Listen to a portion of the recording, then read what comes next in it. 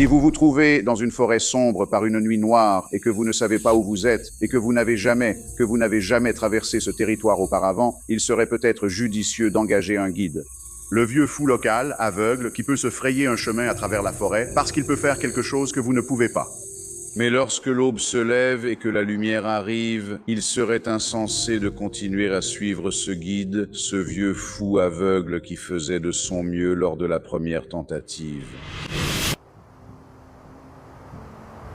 La religion a été notre première tentative pour donner un sens à notre environnement. C'était notre première tentative de cosmologie, par exemple, pour essayer de comprendre ce qui se passe dans les cieux. C'était notre première tentative dans le domaine qui m'intéresse le plus, l'étude de la littérature et la critique littéraire. Cela nous a donné des textes à délibérer et même à débattre, même si certains de ces textes étaient considérés comme la parole de Dieu et donc au-delà de toute remise en question et de toute critique. Néanmoins, l'idée a été introduite et elle ne l'avait jamais été auparavant. C'est notre première tentative en matière de soins de santé, d'une certaine manière. Si vous allez voir le chaman ou le sorcier et que vous faites les bonnes offrandes, les bons sacrifices et que vous y croyez vraiment, vous avez effectivement plus de chances de guérir. Tout le monde sait que c'est un fait médical. Le moral est un ingrédient de la santé. Et c'était aussi notre première tentative dans ce domaine. C'était notre toute première tentative, très maladroite, de solidarité humaine parce qu'elle était basée sur la tribu. Mais malgré tout, cela a enseigné qu'il y avait des vertus à rester soudées. C'était notre première tentative. Ce n'est pas non plus une liste exhaustive.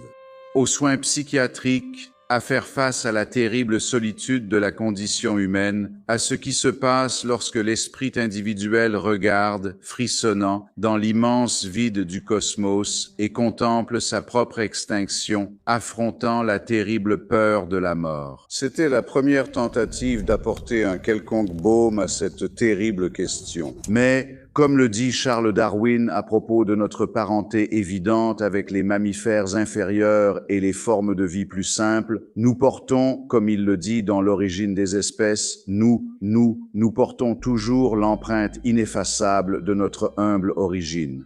Je le répète, notre origine humble laisse une empreinte ineffaçable, tout comme la religion. Elle montre très clairement que c'est la première, la plus primitive, la plus grossière et la tentative la plus délirante pour comprendre le monde. C'est la pire tentative, mais en partie parce que c'était la première. Donc le mérite peut être partagé de cette façon. Et la pire chose qu'elle ait faite, c'est de nous offrir la certitude de dire que ce sont des vérités inaltérables. Elles sont transmises d'en haut. Nous devons seulement apprendre la volonté de Dieu et comment lui obéir pour nous libérer de ces dilemmes. C'est probablement le pire conseil de tous.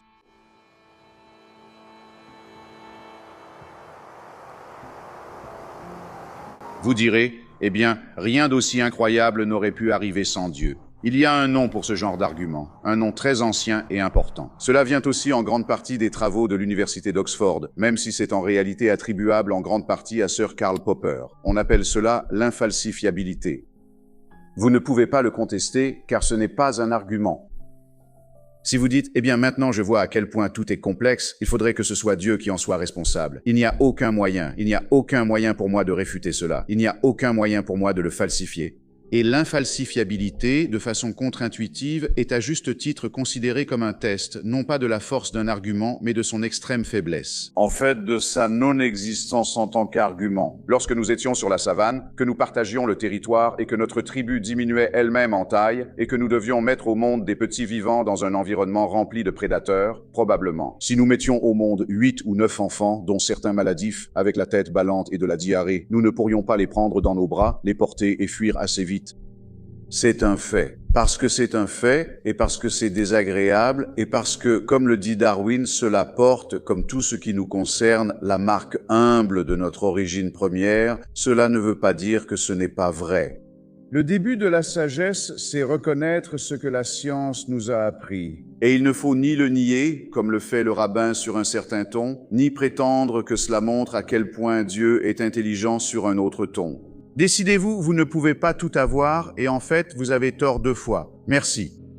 Et la plus grande obligation que vous avez est de garder l'esprit ouvert et de vous en rendre compte.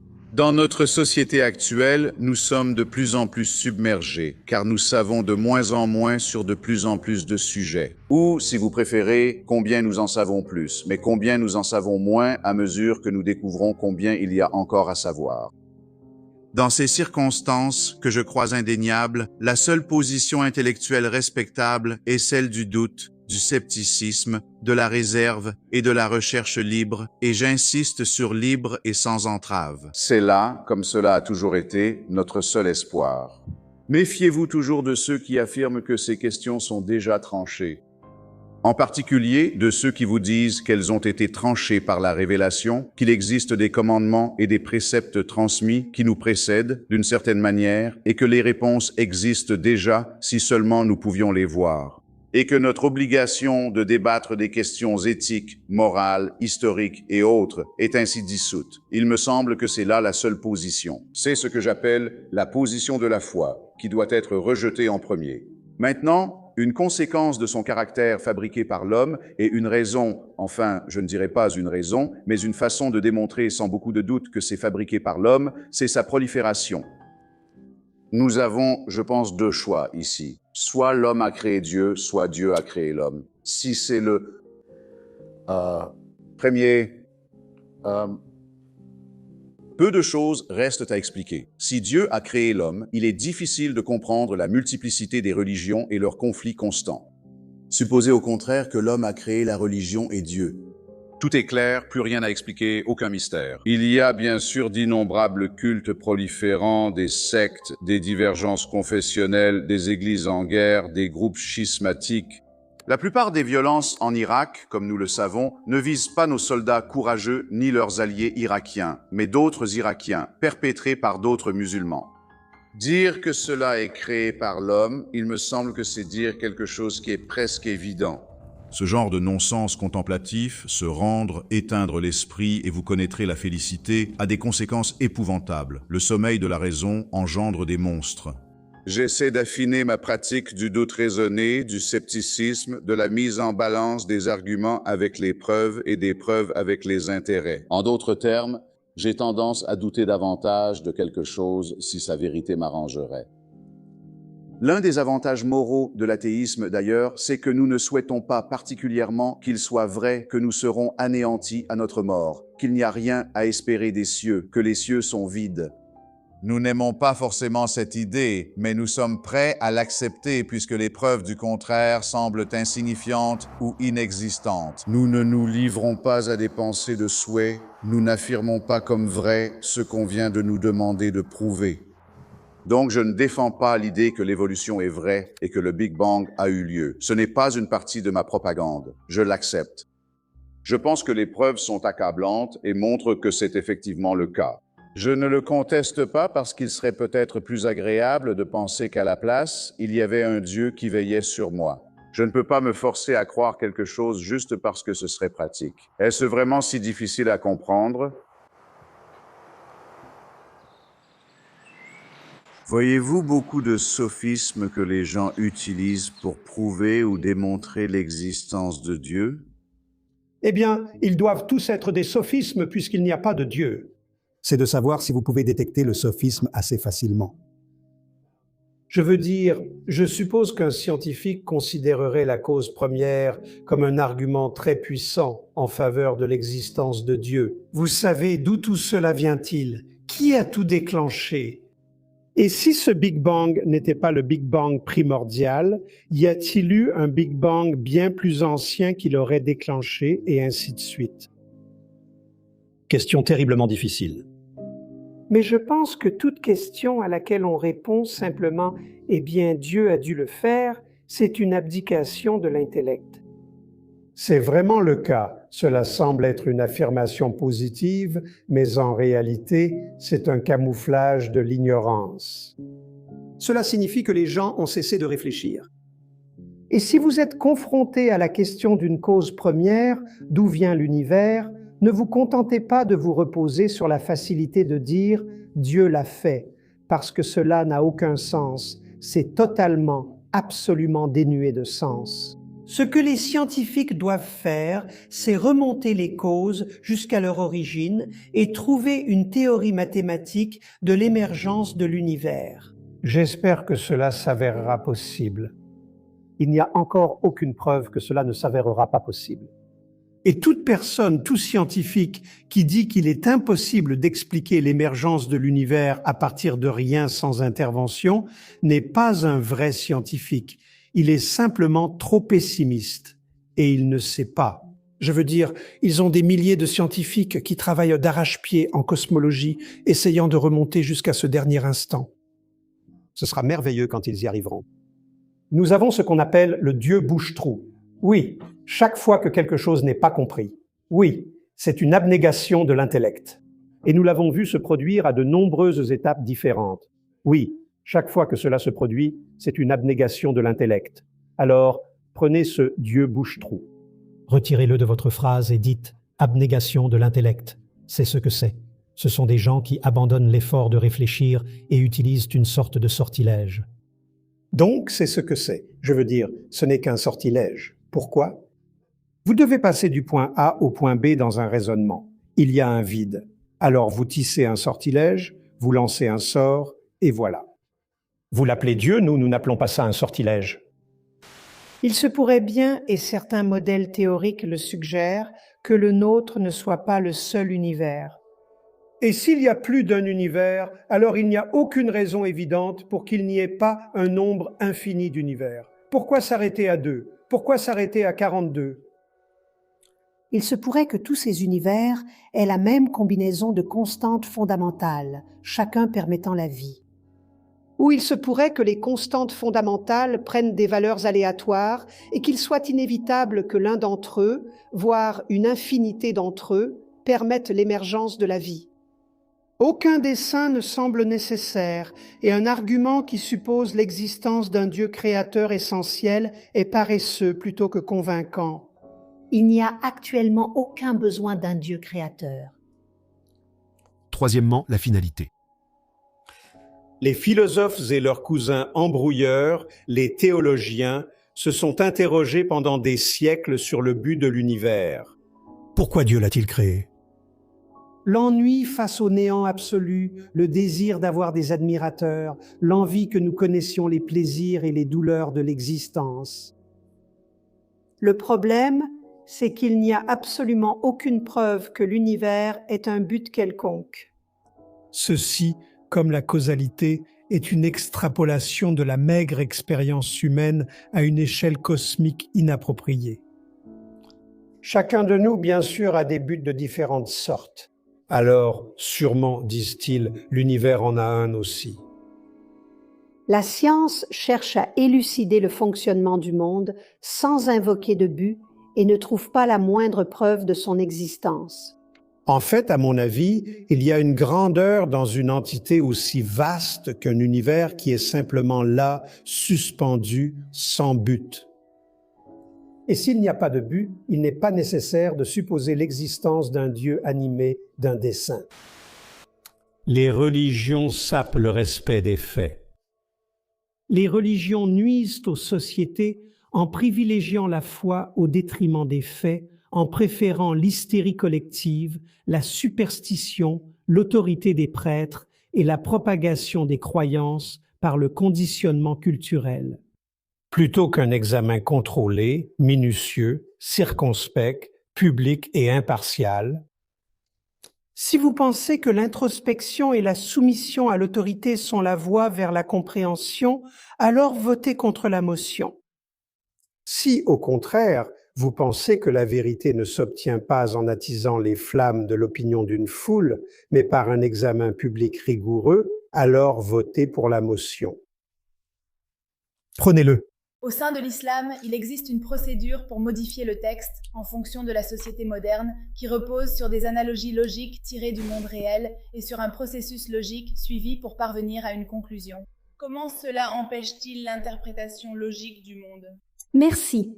Toutes les religions sont fières de développer des analogies, généralement après que la vérité a été découverte par les scientifiques.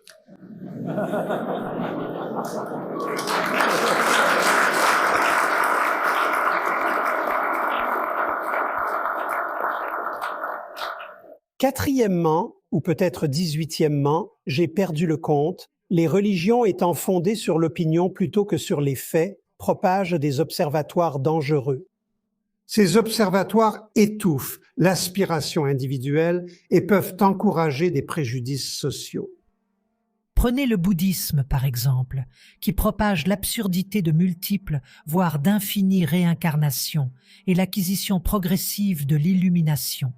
Et le danger de régresser lors de la prochaine réincarnation et de devenir un crapaud ou, pire encore, une femme. Prenez l'islam et son encouragement au terrorisme et au martyre par la fausse promesse d'une vie après la mort voluptueuse. Les religions qui promettent le bonheur futur dans une vie après la mort inexistante empêchent l'épanouissement de l'individu dans cette unique et seule vie. Si vous considérez qu'il est politiquement approprié d'exercer un contrôle des foules en colportant de fausses promesses, alors votez contre la motion. Si vous considérez qu'il est nuisible à la société d'être trompeur et culturellement immoral de colporter des mensonges, alors votez pour la motion. Cinquièmement, les religions propagent de fausses questions et détournent ainsi l'attention de la recherche de la véritable compréhension. Lorsque vous réfléchissez au type de questions que la religion considère comme étant particulièrement les siennes et nie que la pensée rationnelle puisse les élucider, il s'avère qu'elles ne sont que des extrapolations non fondées de l'expérience humaine, ou les fruits de l'incapacité d'une personne à accepter la perspective de sa propre annihilation. Si vous considérez qu'il est utile de se pencher sur des questions pour lesquelles il n'existe aucune preuve, alors votez contre la motion. Si, au contraire, vous pensez que l'attention doit se limiter aux questions d'existence pour lesquelles il existe des preuves concrètes, alors votez pour la motion. Nous, de ce côté, et je pense pouvoir parler au nom de mes collègues, acceptons cela. Les religions ont souvent une fonction bienveillante et réconfortante, bien sûr à travers la propagation de fausseté, et elles ont inspiré de grandes œuvres d'art, mais bien entendu au prix de beaucoup de sang. Mais nous préférons l'honnêteté et sa compagne, la rationalité. Donc, si vous préférez vivre dans une société où la gouvernance et le comportement personnel sont fondés sur la prise de décision rationnelle, sur des preuves et non sur les caprices culturellement conditionnés de croyances parfois contradictoires, alors je vous exhorte à voter en faveur de la motion. La religion n'est vraiment pas seulement l'opium du peuple. Il est indéniable qu'elle sape l'intellect et la rationalité et nuit ainsi à la société dans son essence même. Peut-être que le domaine de conflit le plus profond entre la science et la religion, même si je ne pense pas qu'il soit souvent mentionné, réside dans la méthode d'approche de la vérité. La religion repose en grande partie sur l'autorité. Il peut s'agir de l'autorité des textes sacrés, comme dans l'islam sunnite et le christianisme protestant, ou de textes associés à des chefs religieux divinement inspirés pour les interpréter, comme l'islam chiite et le catholicisme romain. Nous n'avons rien de tel dans le monde de la science. Et je veux faire une distinction claire. Nous avons des héros.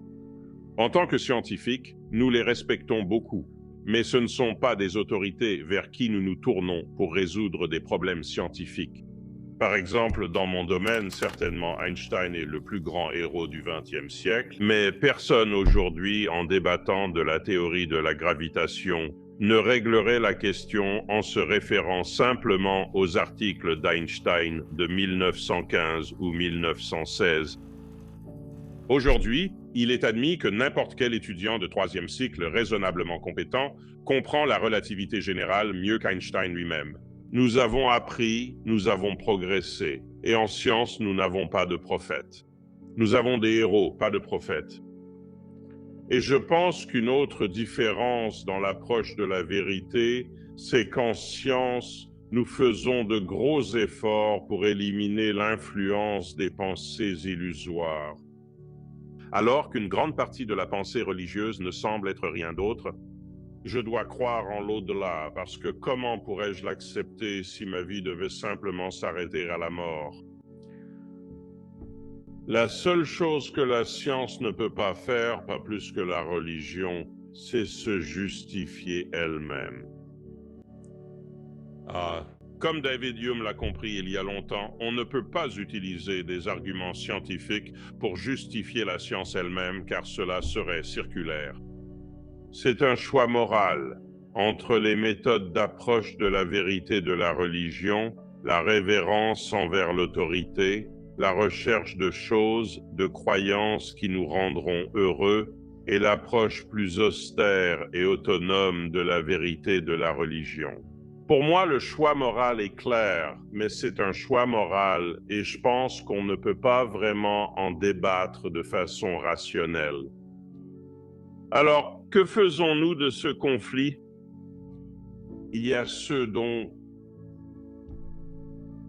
les opinions sur la religion ne sont pas très différentes des miennes, mais qui néanmoins pensent que nous devrions essayer d'atténuer le conflit, que nous devrions faire des compromis. Par exemple, Steve Gould, et il peut me corriger si je me trompe parce qu'il est ici. Larry Krauss pense qu'il est plus important de préserver l'intégrité de l'enseignement scientifique et que nous devrions essayer de rallier les religions traditionnelles qui sont souvent tout à fait à l'aise avec l'enseignement du darwinisme, par exemple à l'école, comme étant nos alliés, et ne pas leur marcher sur les pieds en parlant d'une confrontation entre la science et la religion. Ed Wilson, un autre cher ami, souhaite rallier les principales confessions religieuses comme alliés dans la défense de l'environnement.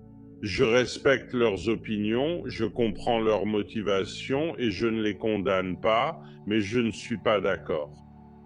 Pour moi, le conflit entre la science et la religion est plus important que ces questions de science, d'éducation ou même d'écologie.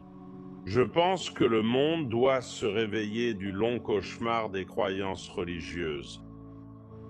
Et tout ce que nous, scientifiques, pouvons faire pour affaiblir l'emprise de la religion devrait être fait et pourrait en fait être notre plus grande contribution à la civilisation.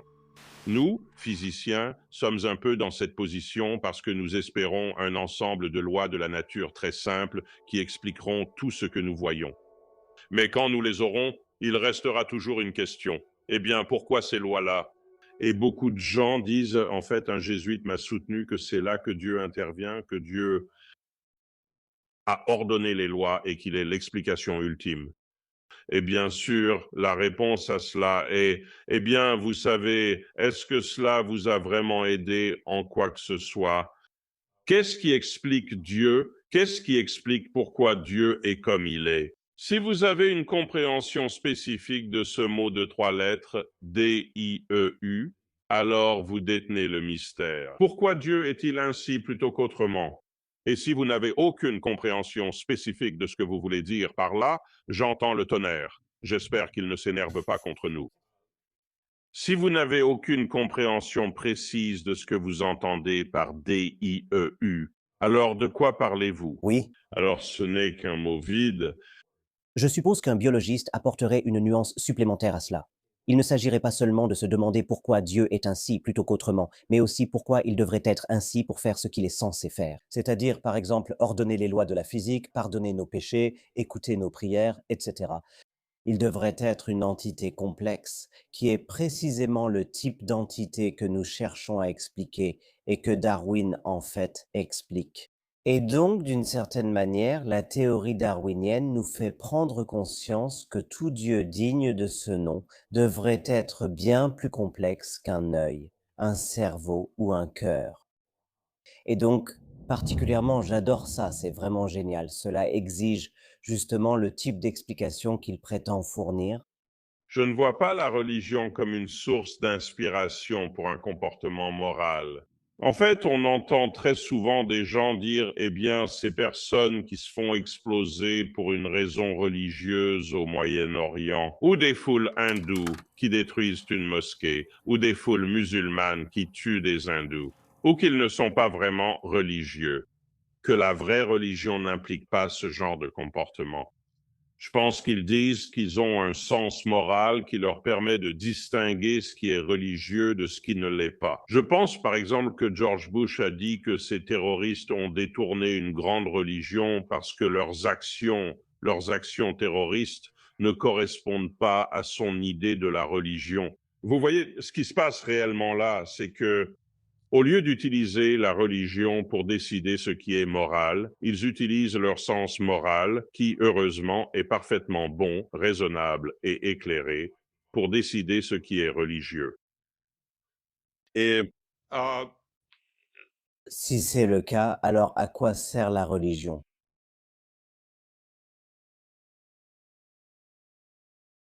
je passe probablement un peu plus de temps que je ne le devrais sur la religion, et j'ai une certaine hostilité envers elle. Je pense que la raison la plus rationnelle à cela, c'est le mal que je vois qu'elle cause. Nous en parlions plus tôt. Beaucoup de gens font des choses tout à fait horribles par conviction religieuse sincère, sans utiliser la religion comme prétexte, comme Saddam Hussein a pu le faire. Mais vraiment, parce qu'ils croient que c'est ce que Dieu veut qu'ils fassent, en remontant jusqu'à Abraham, qui était prêt à sacrifier Isaac parce que Dieu lui avait dit de le faire. Mettre Dieu avant l'humanité est une chose terrible. Une autre raison, c'est que je suis offensé par cette religiosité mielleuse qui nous entoure, peut-être plus en Amérique qu'en Europe, et qui n'est pas vraiment nuisible parce qu'elle n'est ni très intense, ni même très sérieuse. Mais simplement, Vous savez, au bout d'un moment, on se lasse d'entendre les membres du clergé prononcer la prière d'ouverture lors de diverses célébrations publiques, et on se dit, n'avons-nous pas dépassé tout ça? Est-ce qu'on doit vraiment écouter ça? Mais peut-être qu'au fond, je n'aime vraiment pas Dieu. Vous savez, c'est idiot de dire que je n'aime pas Dieu parce que je ne crois pas en Dieu, mais dans le même sens où je n'aime pas Iago, où je n'aime pas le révérend Slope, ou n'importe quel autre méchant de la littérature, le Dieu du judaïsme, du christianisme et de l'islam traditionnel me semble être un personnage terrible. C'est un Dieu obsédé par le degré auquel les gens l'adorent, et qui est anxieux de punir avec les pires tourments ceux qui ne l'adorent pas de la bonne manière. Je me rends compte que beaucoup de gens qui se disent musulmans, juifs ou chrétiens ne croient plus en cela, mais c'est cela le Dieu traditionnel. Et c'est un personnage terrible. Je ne l'aime pas. J'ai un ami, ou plutôt j'avais un ami aujourd'hui décédé, Abdus Salam, un musulman très pieux qui essayait d'introduire la science dans les universités des États du Golfe. Et il m'a dit qu'il avait eu beaucoup de difficultés parce que, bien qu'il soit très réceptif à la technologie, il pensait que la science serait corrosive pour la foi religieuse. Et il s'en inquiétait. Bon sang, je pense qu'ils avaient raison. C'est corrosif pour la foi religieuse. Et c'est une bonne chose aussi. Annie, Laurie et moi visitions l'Islande pour la première fois, un pays magnifique. Nous avons fait le tour, les paysages étaient splendides, nous roulions sur leur autoroute, qui est en réalité juste une route. La route allait tout droit, puis tournait en arc de cercle avant de redevenir droite, comme si elle contournait quelque chose. Le chauffeur nous a dit qu'en fait, elle contournait bien quelque chose. Elle contournait des elfes. Il y a des gens en Islande qui croient encore aux elfes, et le gouvernement a respecté cette croyance en déviant l'autoroute pour ne pas déranger l'endroit où certains pensaient que ces elfes vivaient réellement dans l'histoire. Je me suis dit, c'est mignon, c'est la culture locale, c'est un pays libre, chacun croit ce qu'il veut. Si quelqu'un croit aux elfes, tant mieux. Mais si l'une de ces personnes qui croient aux elfes, comment appellerait-on un croyant aux elfes? Un Elvis, un théiste, Elvis. Et si l'un d'eux disait, mais c'est vrai, Dan, tu dois croire aux elfes? Et moi, je dirais, eh bien, c'est bien pour toi, tu peux croire ça. Je veux dire, mais j'ai de bonnes raisons de croire en ces elfes, vraiment. Et j'ai dit, eh bien, c'est d'accord, ça me va, tu peux avoir ta croyance, ça me va. Mais tu dois y croire parce que l'ancien elfe, il y a des milliers d'années, a été tué, puis il est revenu à la vie. Et si tu ne crois pas en lui, tu seras puni.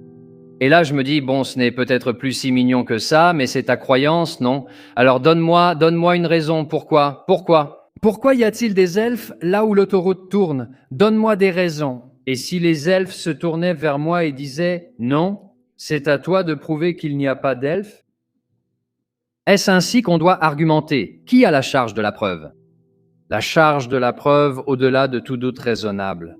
Et même Adam admet qu'il y a un doute raisonnable parce qu'il a rencontré beaucoup de philosophes de la religion qui ont un doute raisonnable sur l'existence du grand elfe, du grand théiste. La plupart des athées diront en général non pas que Dieu a été réfuté, mais que l'existence de Dieu n'a pas été prouvée et que nous sommes ouverts à changer d'avis. J'adorerais savoir s'il existe vraiment des elfes. J'adorerais savoir s'il existe vraiment un Dieu. Ce serait quelque chose d'incroyable à savoir. Après tout, selon le livre des psaumes, l'insensé a dit dans son cœur qu'il n'y a pas de Dieu. Eh bien, si c'est vrai et que vous pensez que tous les athées sont des insensés, alors il n'y a aucun intérêt à débattre avec l'un d'eux, n'est-ce pas? Le fait que nous soyons ici suggère qu'il existe une forme d'incroyance raisonnable. Mais c'est là que réside le premier type de preuve contre le théisme. Si ce monde était la création d'un être suprême qui cherche une relation d'amour avec nous, on s'attendrait à ce qu'il s'assure que tout le monde croit en lui, ou du moins tous ceux qui sont capables de répondre à cette relation d'amour. On s'attendrait à ce qu'il fournisse des preuves suffisantes pour convaincre toutes ces personnes. En fait, ce que nous constatons, c'est qu'il n'existe aucune preuve qui soit convaincante pour toutes les personnes raisonnables. D'innombrables milliards de personnes ont vécu et sont mortes sans jamais avoir cru en Dieu et ne peuvent pas être blâmées pour ce manque de foi, puisque beaucoup ont cherché délibérément et sincèrement, mais n'ont pas pu trouver de raison satisfaisante de croire. Eh bien, plusieurs des religions les plus anciennes et les plus populaires du monde n'ont rien à voir avec cet être. L'hindouisme, avec environ 800 millions d'adeptes dans le monde. Le bouddhisme, avec environ 350 millions, ou les religions traditionnelles chinoises, comme le taoïsme, avec 225 millions de personnes. Pourquoi davantage de ces personnes n'ont-elles pas été amenées à la seule vraie foi monothéiste par son auteur divin? Il ne faut pas beaucoup d'imagination pour penser à des moyens par lesquels un être omnipotent pourrait fournir des preuves de son existence qui seraient convaincantes pour toutes les personnes raisonnables. Supposons qu'au même instant, partout dans le monde, et dans une langue miraculeusement comprise par tous, une voix retentissante proclame « Je suis celui qui suis ». Cela ferait de moi un croyant, ou peut-être quelque chose de moins hollywoodien. Dieu pourrait simplement donner à chacun de nous une conscience intérieure claire et indubitable de sa présence. De toute évidence, cela ne s'est pas produit. Le philosophe J.L. Schellenberg, qui a été le pionnier de cette ligne d'argumentation, a appelé cette situation générale la non-évidence de Dieu. La non-évidence de Dieu est hautement improbable compte tenu du théisme. D'un autre côté, c'est précisément ce à quoi nous nous attendrions s'il n'y avait pas de Dieu du tout. Si Dieu existe, pourquoi sommes-nous en train d'argumenter en sa faveur?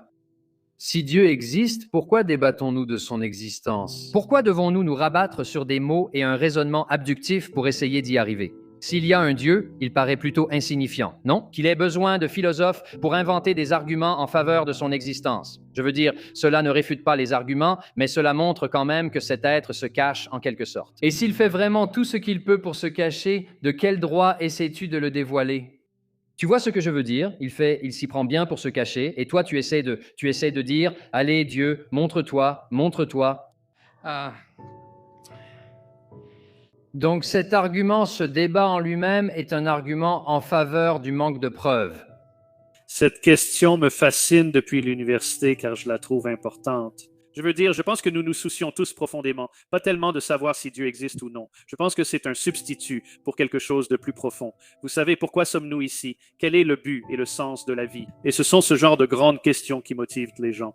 Et donc, vous savez, ce qui m'inquiète, c'est que les gens agissent selon leurs croyances. Alors, quelles sont ces croyances? Et il vaudrait mieux que ce soit des croyances plus vraies que fausses. C'est pourquoi je pense que science et raison sont essentielles, car ce sont nos seuls outils pour avancer vers la vérité. Dès lors, je pense qu'on peut bâtir une société meilleure, ce que nous voulons tous. Et offrir au plus grand nombre possible de personnes, à tout le monde, vous savez, une vie pleine de sens, d'autonomie, de prospérité, de liberté, et ainsi de suite. Et donc, que vous y arriviez ou non, peu importe comment vous y arrivez, à un certain niveau, ça m'est égal. Vous savez, tout ce qui vous aide à tenir le coup, la vie est difficile. Mais en général, je pense que la vision du monde offerte par la science et la raison est tout simplement incroyable, elle est inspirante. Vous savez, c'est tout simplement grandiose. Vous savez, c'est transcendant pour moi. Je veux dire, j'adore entrer dans les cathédrales. Je vais en Europe. Ma femme est allemande et nous aimons visiter les cathédrales. Vous savez, je ne suis pas religieux, mais je trouve encore plus de valeur à entrer dans des observatoires avec de grands télescopes. Pour moi, c'est juste, vous savez, c'est comme si c'était une cathédrale. Cela nous met en contact avec le cosmos, qui est tout ce qui existe. Aristote fut l'un des plus grands intellects. Cependant, non seulement vous pouvez en savoir plus qu'Aristote, mais aussi comprendre plus profondément et complètement.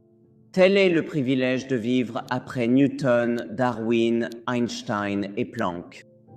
Cumulativement, collectivement, la science s'élève là où porte notre regard, l'horizon d'un individu seul, jusqu'à l'horizon des événements du cosmos lui-même, et retour à l'aube du temps et de l'espace, de l'énergie et de la matière. C'est cela, la science. Et la science est glorieuse. Je veux dire... Il me semble que nous aurions pu avoir cette conversation il y a 500 ans. Et vous savez, la vie était difficile il y a 500 ans. Il y avait beaucoup de désespoir. Les récoltes échouaient, les maladies se propageaient et... les gens subissaient aussi des changements instantanés et catastrophiques dans leur destinée. Et en fait, la cause de tout cela était bien comprise il y a 500 ans. C'était la sorcellerie. Et heureusement, l'Église avait produit des hommes très énergiques, qui avaient en le cran de s'occuper de ce problème. Ainsi, chaque année, des centaines, parfois des milliers de femmes étaient brûlées vives pour avoir jeté des sorts à leurs voisins. Maintenant, imaginez ce que ce serait d'être parmi les 5 ou 10% de personnes tout au plus qui reconnaissent pour cela. La simple croyance en la magie, la simple croyance en la sorcellerie, la simple croyance en de bonnes ou de mauvaises sorcières était un fantasme malsain. Que vous savez, les sorcières blanches qui aidèrent les gens avec des herbes médicinales et pratiquaient l'art de la sage-femme, vous savez, elles n'étaient pas sur un terrain plus solide que les sorcières noires qui jetaient le mauvais œil. C'est tout le système de croyance qui était en cause. Imaginez le genre de critique que vous allez recevoir. Non, votre problème concerne seulement une forme de sorcellerie fondamentaliste. En réalité, la sorcellerie est bien plus nuancée que cela. Et il n'y a pas de conflit entre la science et la sorcellerie. Je veux dire, vous savez, la science traite des lois physiques et de la causalité physique, mais la sorcellerie concerne les sorts puissants et les connexions internes entre les choses. Cette idée selon laquelle, d'une certaine manière, nous ne devrions pas remettre en question ces idées manifestement mauvaises par crainte de blesser les gens, par crainte de minimiser leur désespoir, par crainte de ne pas critiquer d'autres problèmes dans le monde. Je ne dirai jamais que la religion est le seul problème dans le monde, ou la seule source de conflits humains, mais c'en est une. Et nous y sommes fortement attachés, émotionnellement attachés. Et nous répugnons à la critiquer, même lorsqu'elle déclare ses intentions les plus laides et ses certitudes les plus laides. Le problème avec la Bible, c'est que, peu importe comment vous sélectionnez les passages, que vous soyez un littéraliste ou un littéraliste sélectif, le problème c'est qu'il y a simplement une montagne d'absurdités clivantes là-dedans. Et c'est de là que viennent les idées selon lesquelles l'homosexualité serait une abomination, et pourquoi notre pays, au XXIe siècle, débat du mariage homosexuel comme s'il s'agissait de la grande question morale de notre époque. Cela vient de la religion.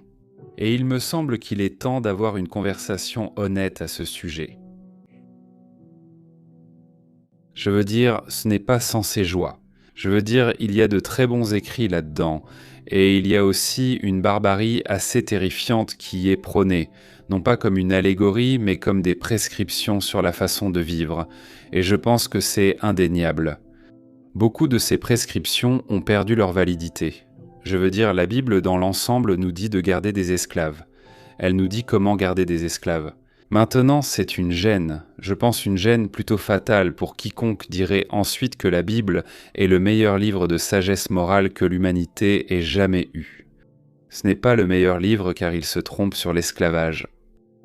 Et l'esclavage est peut-être le problème moral le plus facile et l'un des plus importants auxquels nous ayons jamais été confrontés en tant que civilisation. Mais le point essentiel ici, pour moi, ce qui est si troublant, c'est qu'il y a cette affirmation faite par la plupart des personnes religieuses la plupart du temps, selon laquelle l'un de leurs livres n'est pas un livre ordinaire. L'un de leurs livres est un livre magique. Il semble que l'on croit que le contenu de la Bible ou le contenu du Coran est tellement impeccable, tellement prévoyant de nos besoins en tant qu'espèce, qu'il n'aurait pas pu être écrit par des êtres humains. C'est manifestement absurde quand on lit ces livres. Je veux dire, comparer simplement un instant avec un autre projet humain. Isaac Newton s'est isolé en 1665 pour échapper à la peste. Il a passé 18 mois à travailler dans son grenier, et à la fin de cette période, il avait inventé le calcul infinitésimal. Il avait inventé le domaine de l'optique. Il avait découvert la loi universelle de la gravitation et les lois du mouvement.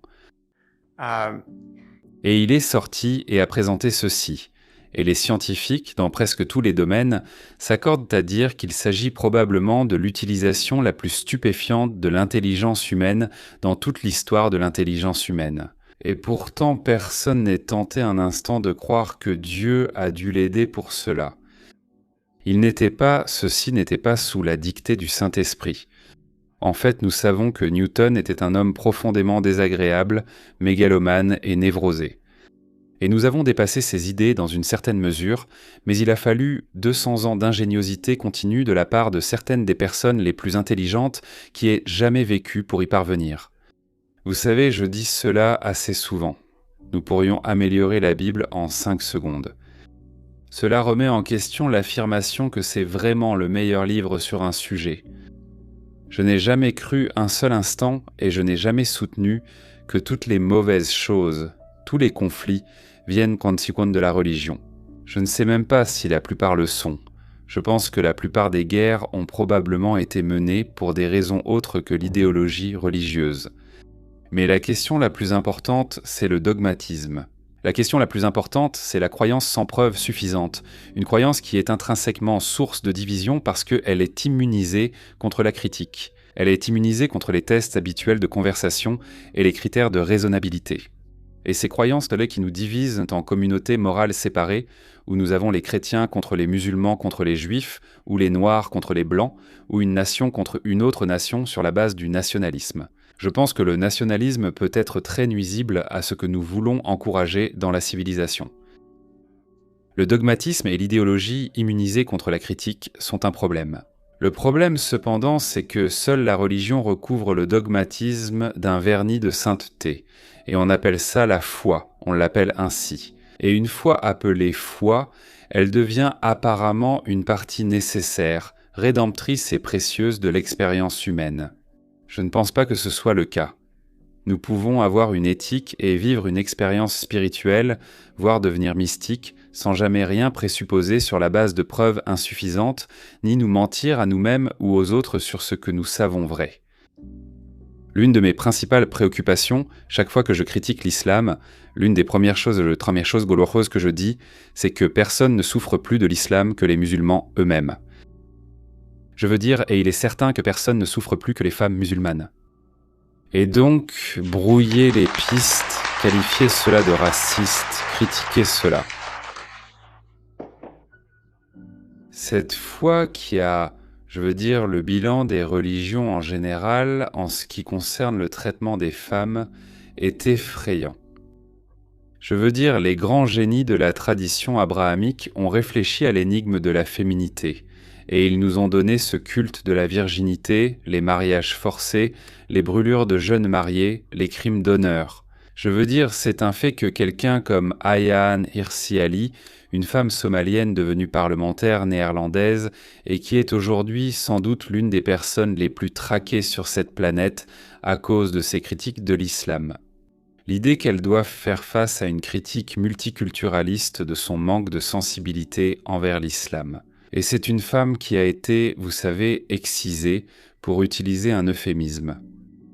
Pourchassée, dont le collaborateur a été massacré dans la rue à Amsterdam, et maintenant elle l'est. Elle est la cible du même genre de critique. C'est de l'obscurantisme. Ma vie est sans religion. Ce n'est pas quelque chose de négatif, c'est quelque chose de positif. C'est possible. De quelle manière? Dis-moi. Parce que je ne crois en aucune divinité surnaturelle, en particulier une divinité masculine surnaturelle qui est autoritaire et nous dit quoi faire. Si tu ne fais pas ce qu'il dit, tu vas en enfer. C'est une vision négative et contrôlante. Pourquoi croire en une divinité féminine? Eh bien non. Il y a certainement un mouvement de la déesse en cours, mais je pense que c'est plus du féminisme que de la religion. Mais cela ne m'attire pas. Donc tu crois que tu as le contrôle total sur ta vie et que tu es responsable de ce qui t'arrive et qu'il n'y a rien d'autre? Bien sûr, les gens ne contrôlent pas totalement leur vie. Je pense qu'aucune force surnaturelle ne dirige la mienne. Comment proposes-tu d'arriver ici? Je suis arrivée ici de la même façon que tout le monde. Je pense que cela a beaucoup plus à voir avec les femmes qui accouchent qu'avec un dieu du lait. Je suis pour l'égalité des sexes et je souligne que l'institution probablement la plus patriarcale et sexiste au monde, c'est la religion organisée. Donc je suis opposée au sexisme. Pendant des millénaires, les grands théologiens et prophètes de nos religions se sont penchés sur l'énigme de la féminité. Et le résultat, à différentes époques et en différents lieux, a été la crémation des veuves, les crimes d'honneur, la mutilation génitale, une obsession cultuelle pour la virginité. Juste d'autres formes d'abus physiques et psychologiques, une telle variété kaléidoscopique qu'il est presque impossible de la résumer. Maintenant, je n'ai aucun doute que beaucoup de ce mal sexiste précède la religion et peut être attribué à notre biologie. Mais il ne fait aucun doute que la religion promeut et rend sacro-sainte des attitudes envers les femmes qui seraient déplacées même chez un singe arboricole. Maintenant, alors que l'homme a été créé à l'image de Dieu, la femme a été créée à l'image de l'homme, selon le judaïsme, le christianisme et l'islam. Son humanité, par conséquent, est dérivée, elle est factice. L'Ancien Testament considère la vie d'une femme comme valant entre la moitié et les 2/3 de celle d'un homme. Le Coran dit que le témoignage de 2 femmes est nécessaire pour contrebalancer le témoignage d'un homme. Et chaque femme mérite la moitié de la part d'héritage de son frère. Le Dieu biblique a clairement indiqué que les femmes sont censées vivre dans une soumission absolue à leur père jusqu'au moment où elles sont livrées au service conjugal de leur mari. Le Nouveau Testament n'apporte aucun réconfort. Saint Paul a écrit dans sa lettre aux Éphésiens « Femmes, soyez soumises à vos maris comme au Seigneur ». Le mari est chef de la femme comme le Christ l'est de l'Église, que les femmes soient soumises à leur mari en tout, comme l'Église au Christ. Le Coran transmet le même message. Et dans la plupart des traductions, il est dit que les femmes désobéissantes doivent être fouettées, flagellées ou battues. J'ai effectivement une objection, ou du moins je pense que les femmes devraient réfléchir à leur croyance en une divinité masculine patriarcale.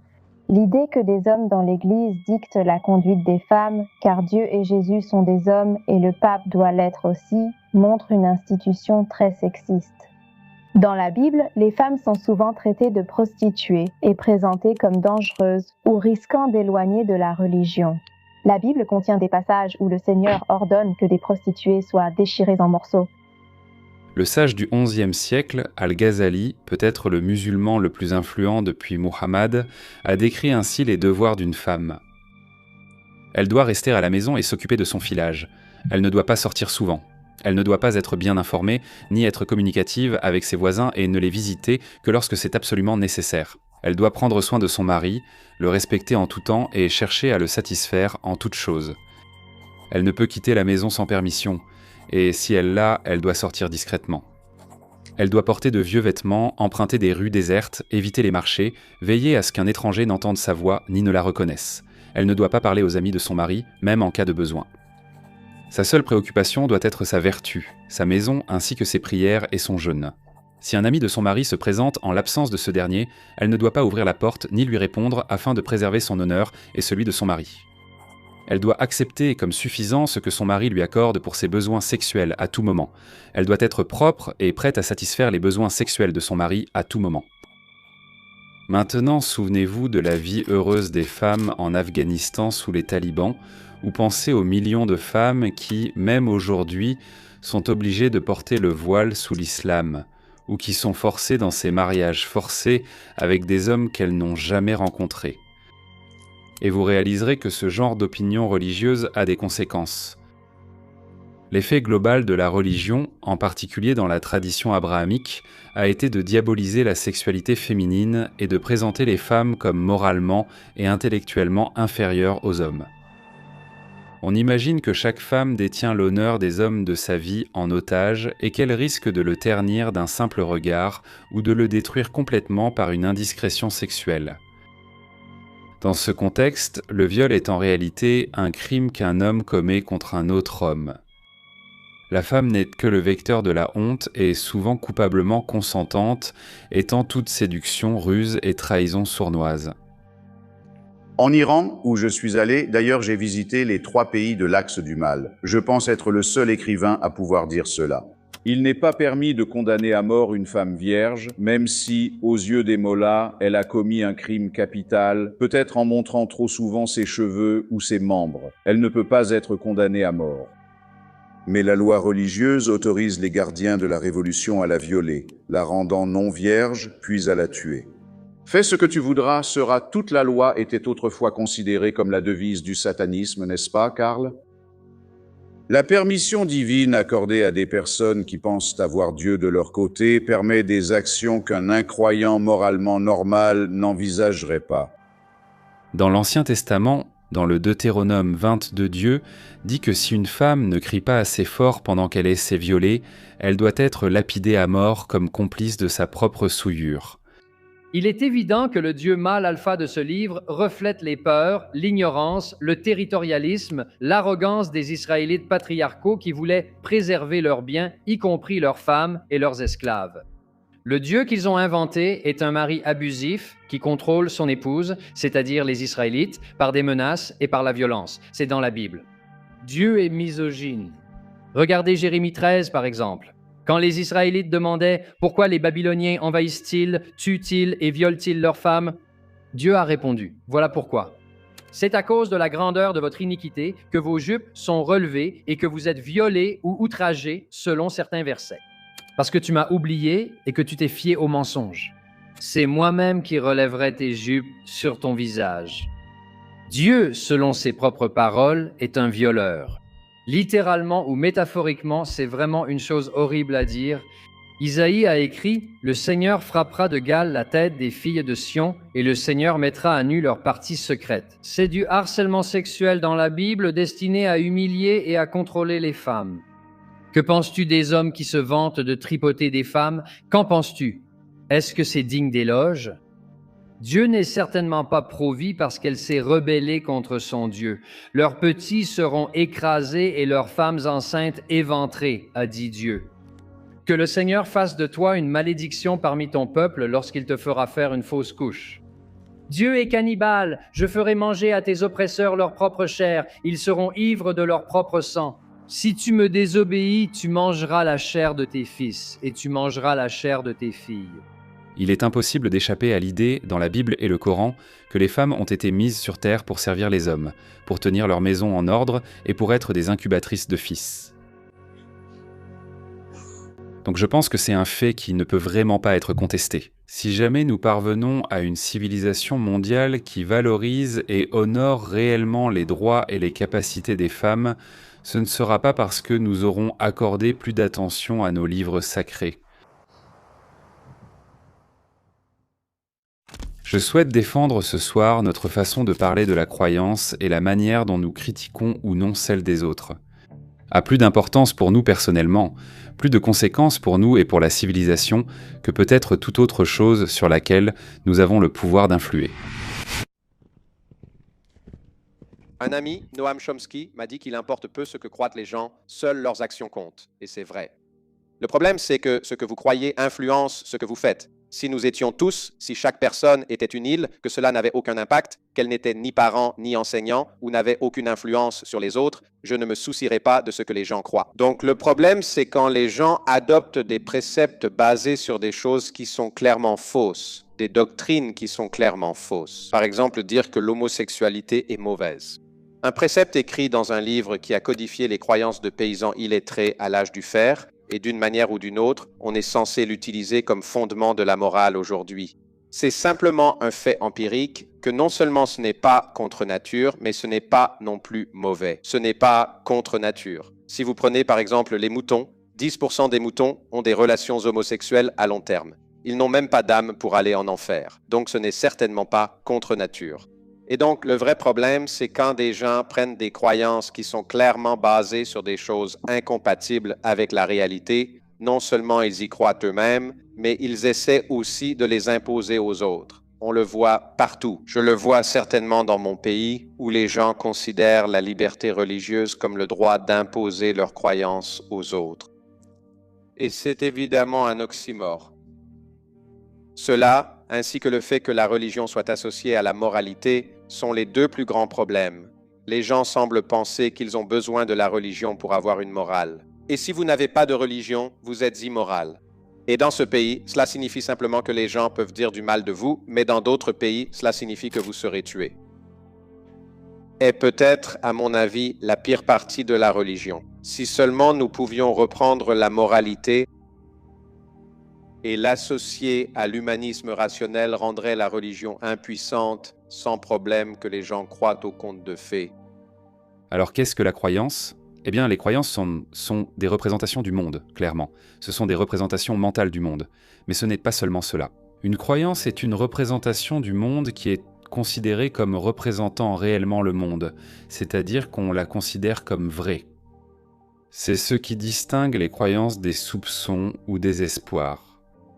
C'est pourquoi les croyances peuvent vraiment guider notre comportement. Vous savez, nous croyons tous que nous devions nous retrouver ici pour une conférence à 19h30 ce soir. Quiconque pensait que la conférence débuterait à 20h va entrer dans quelques minutes. Nos croyances guident notre comportement.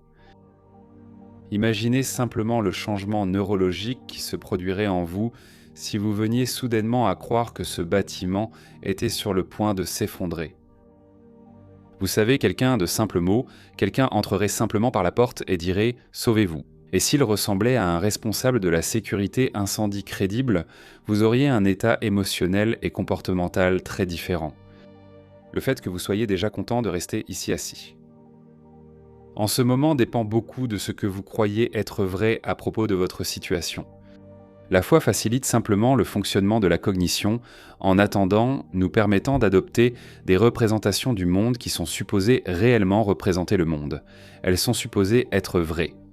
On suppose que Jésus était vraiment le Fils de Dieu, ou qu'une hostie devient littéralement Jésus si vous prononcez les bons mots en latin dessus, ou encore qu'il existe un Dieu qui peut répondre à la prière. Et nous supposons que ces propositions sont vraies en l'absence de preuves suffisantes. Maintenant, il y a sans aucun doute des personnes dans cette salle qui voudront dire que la foi est tout autre chose. C'est une connaissance intérieure, c'est un mouvement du cœur, c'est une autre forme d'expérience ésotérique. Je soutiens que ce n'est pas ce que des milliards de personnes sur Terre entendent parfois. Maintenant, la foi de milliards de personnes, ces affirmations incompatibles sur l'origine divine de certains livres, cette foi a divisé notre monde, a balkanisé notre monde en communautés morales séparées. Chrétiens, musulmans, juifs, hindous, c'est un problème. Ce sont des divisions au sein de la communauté humaine qui entraînent inévitablement des conflits. Soit vous croyez que Jésus était le Fils de Dieu, soit vous ne le croyez pas. Si c'est le cas, si vous croyez qu'il n'y a pas d'autre chemin vers le Père que par le Fils, il est impossible, logiquement impossible, émotionnellement impossible, pour vous de vraiment respecter les croyances des musulmans et des juifs. Ces croyances mènent à la damnation. Quand les enjeux sont aussi élevés, quand appeler Dieu par le bon nom peut faire la différence entre le bonheur éternel et la souffrance éternelle, il est impossible de respecter les croyances des autres qui ne croient pas comme vous. Si vous croyez vraiment à tout cela, si vous croyez vraiment qu'un certain livre a été écrit par Dieu, il devient tout à fait raisonnable de traiter les hérétiques très mal. Mais que faisons-nous aux agresseurs sexuels d'enfants? Nous les enfermons. Qu'avons-nous fait aux hérétiques pendant des siècles? Nous les avons brûlés vifs. C'était raisonnable compte tenu de ce que nous croyions. Les patriarches de la tradition occidentale, les grands hommes encore enseignés à tous les étudiants de première année, saint Thomas d'Aquin, saint Augustin, dans le cas de Thomas d'Aquin, ils pensaient que les hérétiques devaient en être tués. Augustin pensait qu'ils devaient être torturés.